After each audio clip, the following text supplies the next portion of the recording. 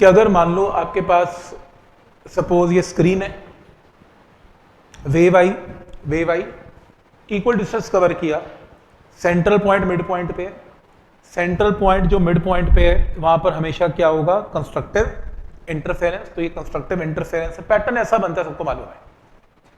मैंने अगर रास्ते में ऊपर वाले वेव के रास्ते में एक ग्लास स्लैब को इंसर्ट कर दिया, तो ये ग्लास स्लैब है, ग्लास स्लैब डालने से ये और ये डिस्टेंस बराबर नहीं रहेगा, क्योंकि ग्लास स्लैब डालने से ग्लास स्लैब में क्या हो जाएगी, रिफ्रैक्शन।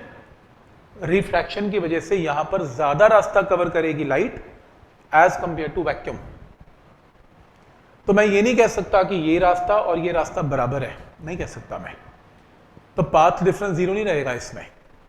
अब पाथ डिफरेंस कुछ तो होगा, यानी कि बात पक्की है कि यहां पर पाथ डिफरेंस जीरो नहीं है, इसलिए यहां पर जो इंटरफेरेंस है वो कंस्ट्रक्टिव हो भी सकती है, नहीं भी हो सकती, पर कम से कम सेंट्रल पॉइंट तो नहीं होगा, क्योंकि सेंट्रल पॉइंट के ऊपर तो दोनों का पाथ डिफरेंस क्या होना चाहिए, जीरो। सही है। अब इसके अंदर अगर ये ग्लास स्लैब है जिसकी थिकनेस टी है, मुझे बस ये बताओ कि अगर ग्लास स्लैब ना होती तो लाइट ने सीधा डिस्टेंस ट्रेवल कर देना था टी, बेंडिंग बुंडिंग कुछ ना होती, लाइट का सीधा डिस्टेंस क्या था, टी। लेकिन ग्लास स्लैब होने की वजह से रिफ्रैक्शन होगी, और ग्लास स्लैब में डिस्टेंस कितना ट्रेवल होगा, mu times T. Optical path किया था कि अगर मैं टी डिस्टेंस का ऑप्टिकल पाथ कवर करता हूं, यानी कि वैक्यूम इक्विवेलेंट डिस्टेंस कवर करता हूं, तो म्यू से टी को क्या करते हैं, मल्टीप्लाई। तो ग्लास स्लैब के अंदर डिस्टेंस ट्रेवल्ड कितना है, म्यू इंटू टी, और वैसे कितना होना था, टी।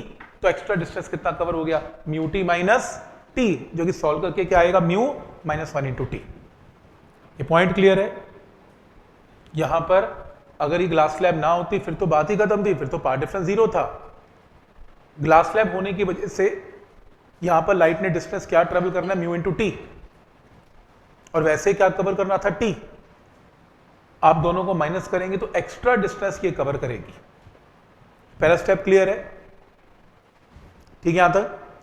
अब एक चीज बताओ, अगर ग्लास स्लैब ना होती और कोई पी पॉइंट होता स्क्रीन के ऊपर, तो पी पॉइंट की दूरी कैसे निकलती है, याद करो, एक्स डी बाई डी क्या होता है, पाथ डिफरेंस।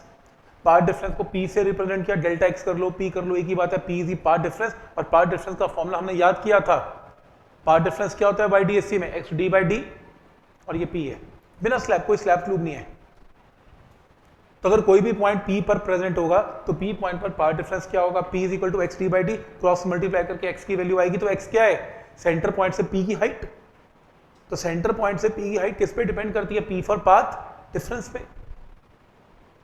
शुरू में क्या हो रहा था, शुरू में यहां पर पाथ डिफरेंस जीरो था दोनों वेव्स का, इस बार जीरो नहीं होगा।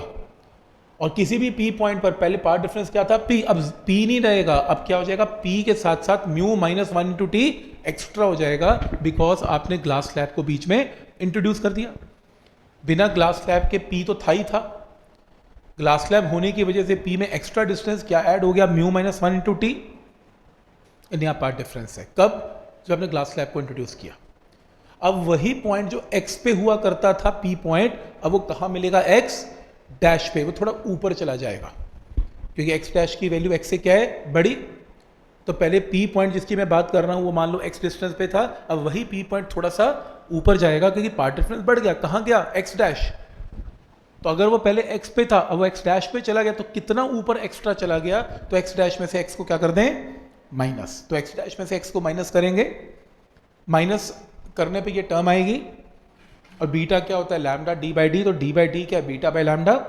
तो यहाँ पे बीटा बाई लैम्डा पुट करके ये फॉर्मूला आ गया। तो एक शॉर्टकट रिजल्ट है कि अगर आपने किसी भी लाइट के रास्ते में ग्लास स्लैब इंट्रोड्यूस कर दी, आपकी सारी फ्रिंजेस ऊपर शिफ्ट होने वाली हैं, और कितना ऊपर शिफ्ट होंगी, इतना डिस्टेंस ऊपर शिफ्ट होंगी, mu minus 1 into T beta by lambda. ये फॉर्मूले को याद कर सकते हैं, प्रूफ आएगा नहीं आएगा पता नहीं, बुक्स में गिवन है तो मैंने करवा दिया, लेकिन रिजल्ट इंपॉर्टेंट है।